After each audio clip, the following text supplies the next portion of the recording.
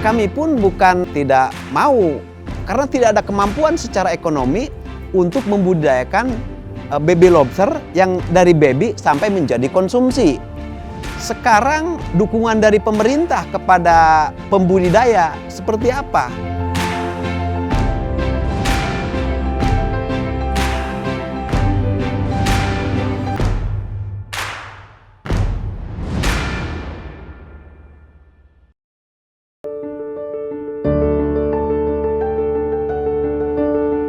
Negeri ini punya luas lautan sekitar 3.250.000 km persegi. Di dalamnya tersimpan emas biru hasil laut yang jadi sumber pangan. Laut juga sumber devisa, salah satunya dari benur atau benih lobster. Menurut data dari Badan Pusat Statistik, nilai ekspor benih lobster meroket tajam sejak keran ekspor dibuka pada Mei 2020. Pada Agustus 2020 saja, ekspor benih lobster naik sekitar 3 kali lipat dari bulan sebelumnya menjadi 4.216 kg dengan nilai 6,43 juta dolar Amerika. Sejumlah daerah menjadi penghasil benih lobster, salah satunya Pantai Binuangen yang berada di Desa Maura, Kecamatan Wanasalam, Lebak, Banten.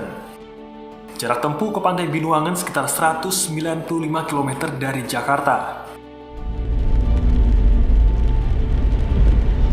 Tim IDN Times menuju ke sana untuk melihat aktivitas nelayan benih lobster.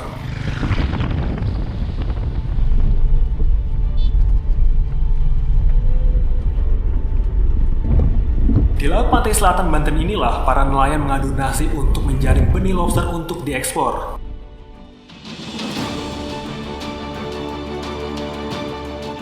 Terdapat ratusan bangkrak para nelayan yang menjadi alat menjaring benih lobster di Pantai Binuangen ini. Nelayan di sini belum lama menjadikan benih lobster sebagai komoditi utama hasil tangkap mereka. Sebetulnya masyarakat nelayan ini menemukan itu untuk baby lobster ini sudah dari dulu. Cuman memang karena tidak ada akses yang membeli atau menjual, tidak ada akses untuk menjual, jadi kami belum bisa melakukan penangkapan. Karena ketika kita paksakan juga untuk melakukan penangkapan, mau kemana kita jual? Nah setelah itu mungkin sekitar tahun 2014 kalau tidak salah. Itu ada yang pesan. Nah, tapi kan sebelumnya kita sudah tahu bahwa baby lobster itu sudah ada di kita. Karena saya pun basicnya awal dari nelayan, saya sering nangkap ikan, nangkap rebon. Di situ si baby lobster itu bercampur dengan rebon dengan ikan-ikan itu. Nah di tahun 2014 ada pesanan, maka kami coba kumpulkan, dan alhamdulillah sampai saat ini, sampai sekarang itu berjalan dari tahun 2014. Nelayan benih lobster di Desa Muara pergi melaut untuk memasang jaring di bangkrak pada sore hari. Lalu kembali ke rumah mereka dan menunggu sampai jam 3 pagi untuk kembali lagi ke bangkrak guna mengambil hasil tangkapan mereka. Tidak sedikit pula nelayan yang menginap di bangkrak demi menunggu pagi tiba.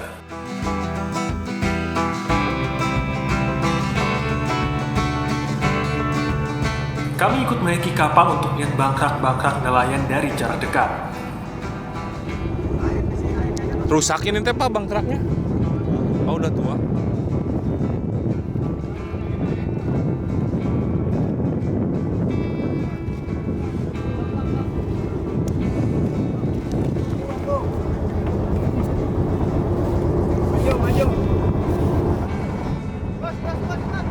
Setelah mengikuti nelayan menyiapkan bangkrak dan membuang tumpon atau jaring untuk menjebak benih lobster, kami pun kembali ke dermaga. Ini adalah Pak Abu, yang baru 3 tahun terakhir menjadi nelayan benih lobster. Bagi Pak Abu, menjadi nelayan benih lobster sangat membantu mengubah ekonomi keluarganya. Sebelumnya, ia bekerja sebagai sopir pribadi di Jakarta selama belasan tahun dan hanya menghasilkan 1 buah sepeda motor. Itu pun didapat dengan mencicil. Karena dari penghasilnya itu sangat jauh berbeda dibanding saya di Jakarta itu. Kalau di Jakarta kan saya cuma ngandelin gaji 1 bulan. Dan itu pun ya istilahnya gali lubang tutup lubang aja. Nggak ada lebihnya. Sementara di sini saya lihat teman-teman, oh kata saya untungnya banyak banget gitu. Per hari bisa sekian, bahkan 1 hari itu bisa mencapai 1 juta. Nah di situ saya tertariknya. Waktu kami melakukan penangkapan ikan, itu ada istilah musim peceklik.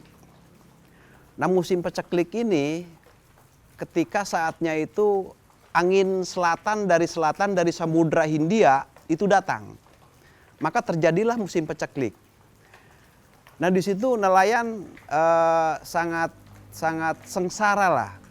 Sampai banyak nelayan menjual perabotan rumah tangga, menjual piring, barang-barang yang telah mereka beli ketika panen itu dijual habis. Bahkan ada yang keluar daerah ke Bangka, ke Jakarta gitu. Itu di saat musim peceklik. Setelah kami bisa melakukan penangkapan dan bisa menjual baby lobster itu, alhamdulillah sampai saat ini itu peningkatan secara ekonomi masyarakat nelayan khususnya itu sangat signifikan. Boleh saya sebutkan di sini. Yang awalnya nelayan buruh, gitu, nelayan buruh. Mereka bawa perahu juragannya, nelayan buruh ini. Nah setelah mereka menangkap lobster ini, dari hasil upah itu mereka kumpulkan, akhirnya mereka beri kapal sendiri, punya kapal sendiri. Itu. Kemudian dari punya kapal 1, ada yang 2, ada yang 3. Nah di sini juga tidak sedikit dulu itu ketika melakukan penangkapan ikan itu banyak nelayan yang numpang di tanah orang lain. Mereka numpang, mereka minta izin ke yang punya tanah. Nah setelah ada kegiatan penangkapan baby lobster ini, mereka bisa beli sendiri tanah. Dan alhamdulillah rumah pun mereka bisa bangun secara permanen, yang awalnya rumah gubuk, rumah bilik kan gitu. Mereka bisa menyekolahkan anak. Untuk menuju Bangkrak, para nelayan harus menggunakan kapal yang memiliki panjang 15 kali 4 meter dan menempuh waktu sekitar 1,5 jam perjalanan.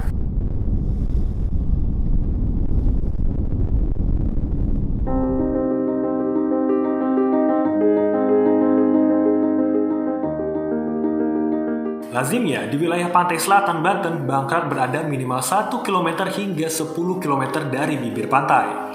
Sebab benih lobster hanya bisa ditemukan di perairan laut berpasir dengan kedalaman 15 hingga 20 meter.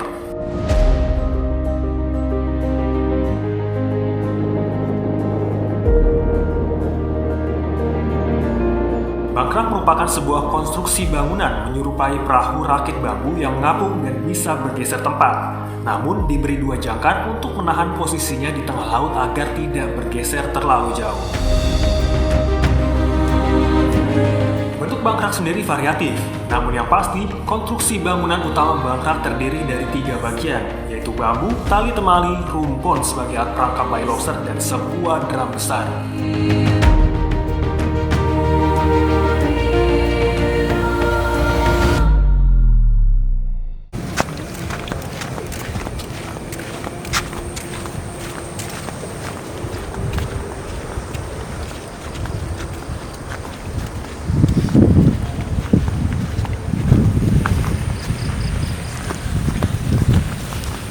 Kita sedang menuju ke Bangkrak di tengah laut. Sekarang sekitar pukul jam 3 pagi.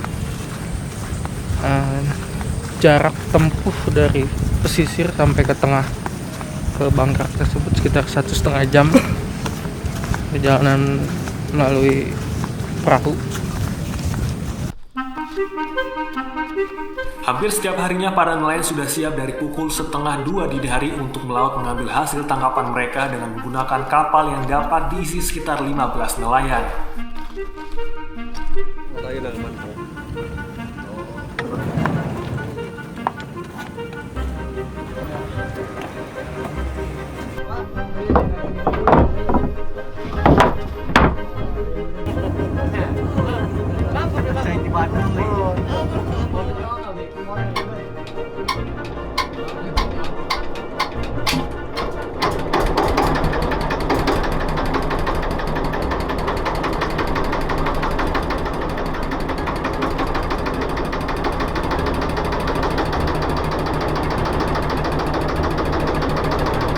Belasan nelayan itu mulai meninggalkan pesisir Semenanjung Minuangan untuk menuju ke bangkang mereka masing-masing.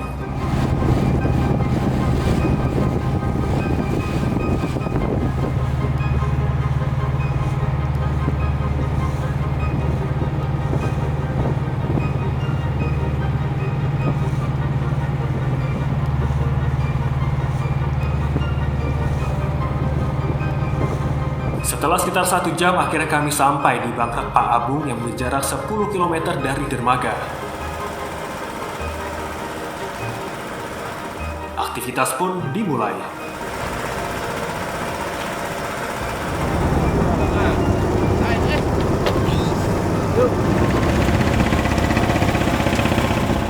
Proses sama setiap harinya, memeriksa keadaan bangkrak, genset, dan menyiapkan alas untuk memeriksa rumpun yang dibenamkan sedalam belasan meter dari sore kemarin untuk ditarik ke atas bangkrak. Wow. Ntar lagi lah, tunggu agak terang lagi. Banyak dari roti bawa, Pak. Ini saya bawa. Ini. Selalu bawa. Udah. Rumpun sendiri adalah alat tangkap tradisional untuk menjebak bayi-bayi lobster. Bentuknya adalah tali tambang yang dililit sejenis jaring atau ijuk-ijukan, dan ujung tambang diberi pemberat batu agar jebakan itu bisa disinggahi benur dari pasir di dasar laut. Kalau mutiara dia kumisnya panjang. Ininya nih. Itu mutiara. Agak ini ada pasir. Oh. Dan ini panjang. Rumpun yang berada persis di bawah bangkrak akan didatangi benih yang terperdaya dengan kilauan lampu yang dipasang di hampir setiap sudut bangkrak. Ibaratnya, benih-benih lobster ini seperti hewan laron yang terbang menuju cahaya pada sebuah lampu. Bedanya, benih lobster ini dijebak untuk masuk ke dalam rumpun. Sepertinya tidak banyak benih lobster yang tersangkut di rumpun Pak Abung ini. Padahal kami berharap bisa melihat ratusan benih hasil tangkap para nelayan di sini. Cuaca lah kurang memadai, sama biasanya kalau kata orang tua dulu itu lagi terang bulan. Bulan itu pengaruh ya, Pak? Pengaruh, menerangi, kan terang tuh. Semuanya. Jadi nggak kumpul ke lampu. Pernah saya 1.800 ekor, pernah 2.000 pernah. Itu aja paling banyak. Dalam satu hari itu, Pak? Satu hari. Itu di harga berapa waktu itu, Pak? Waktu itu masih di harga, kalau lagi banyak emang harga paling 3.000, 4.000. Tingginya permintaan benih lobster untuk diekspor otomatis mengakibatkan harga benih semakin mahal. Hal ini pula yang membuat nelayan lebih memilih mengambil benih di laut lalu menjualnya daripada harus membudidayakannya terlebih dahulu. Budidaya lobster itu mungkin tidak bisa dilakukan, bukan mungkin, yakin tidak bisa dilakukan oleh nelayan-nelayan kecil kalau tidak disupport oleh pemerintah. Nah, justru kami pun bukan memang tidak mau, karena tidak ada kemampuan secara ekonomi untuk membudidayakan baby lobster yang dari baby sampai menjadi konsumsi. Sekarang dukungan dari pemerintah kepada pembudidaya seperti apa? Kan sementara ini saya kira di Indonesia ini budidaya ini masih langka, karena memang tidak bisa dilakukan oleh masyarakat kelas menengah ke bawah. Itu tidak bisa dilakukan, biayanya kosnya cukup besar Pak. Pertama kos, kedua waktu. Waktu minimal itu 8 bulan Pak. Bayangin, ketika kita terfokus untuk melakukan budidaya, kita hitung minimal 8 bulan aja. Sedangkan kalau nelayan kecil Pak, perputaran hari ini dia dapat baby lobster, dijual hari ini, dibelikan sembako untuk makan anak istrinya hari ini juga.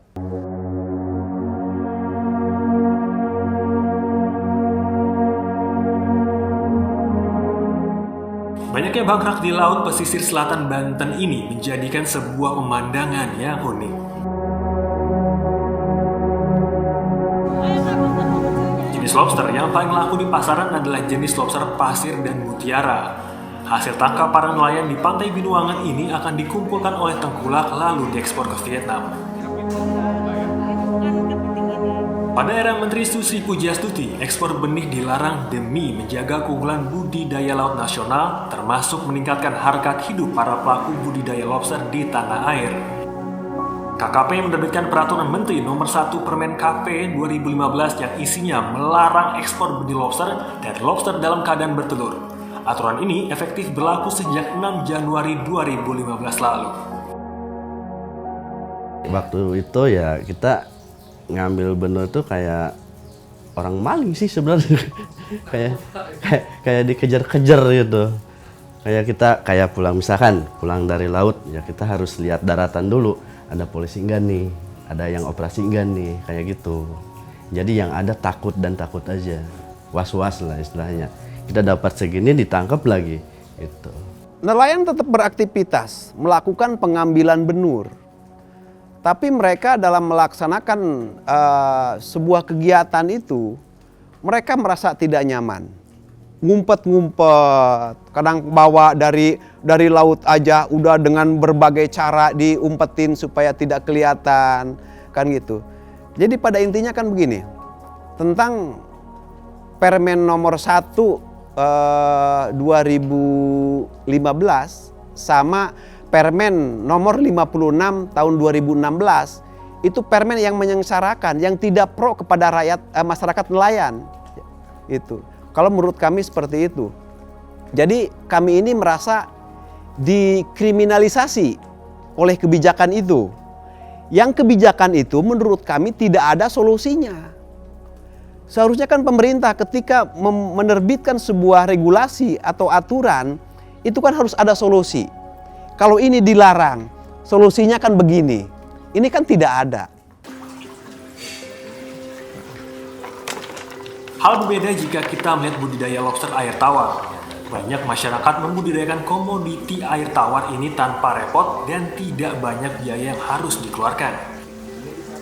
Seperti Pak Zainur misalnya, ia membudidayakan lobster air tawar sejak 2003 silam. Kalau untuk pemula yang baru mau mengusahakan atau membudidayakan lobster air tawar ini, itu pertama-tama yang harus dia siapkan tempat pemijahannya ya. Jadi kalau untuk pemula itu biasa saya sarankan dari indukan. Jadi dari indukan itu, kenapa saya bilang dari indukan atau dimulai dari indukan? Karena kalau dari indukan itu bisa kita persingkat waktu atau bisa kita untuk pemeliharaannya. Untuk pemeliharaan undang indukan itu mudah ya, kita hanya menyiapkan lahan yang tidak terlalu besar dan tidak terlalu kecil, sedang saja dengan ukuran 1,5 meter, lebar 50, tinggi 30, itu sudah bisa kita jadikan media pemeliharaan induk. Nah nanti kita taruh satu set indukan yang tadi saya bilang isinya 8, dia 3 jantan 5 betina, kita satukan, nanti kita tunggu 3 minggu, kemudian nanti dia sudah adaptasinya bagus, nanti dia akan kawin, terus dia bertelur. Nanti setelah bertelur, kita lihat ciri-cirinya dia bertelur, diangkat. Tapi diangkatnya jangan pas dia baru gendong telur. Nanti setelah 4 minggu, selang 4 minggu kalau dia udah bertelur baru kita angkat. Nah itu kita harus sudah nyiapkan lagi tempat untuk si betina yang gendong telur. Biasanya saya sarankan untuk pemula itu dari akuarium. Karena kalau akuarium itu bisa dilihat dari visualisasi samping, ya bisa dilihat dari kiri kanan sampingnya, bisa kita lihat bentukan lobster, anakan lobsternya atau telur dari ukuran seminggu sampai ukuran 7 minggu. Kita bisa lihat, bisa kita pelajari bentuk-bentukan dari si anakan lobster itu. Memiliki warna biru yang cerah disertai bentuk tubuh yang terlihat kekar dan anggun menjadikan lobster air tawar menarik dijadikan hiasan untuk akuarium. Dengan kandungan protein yang tinggi dan kolesterol lebih rendah dari lobster air laut, lobster ini pun sangat cocok dikonsumsi sehingga bisa menggantikan posisi lobster air laut yang sangat mahal.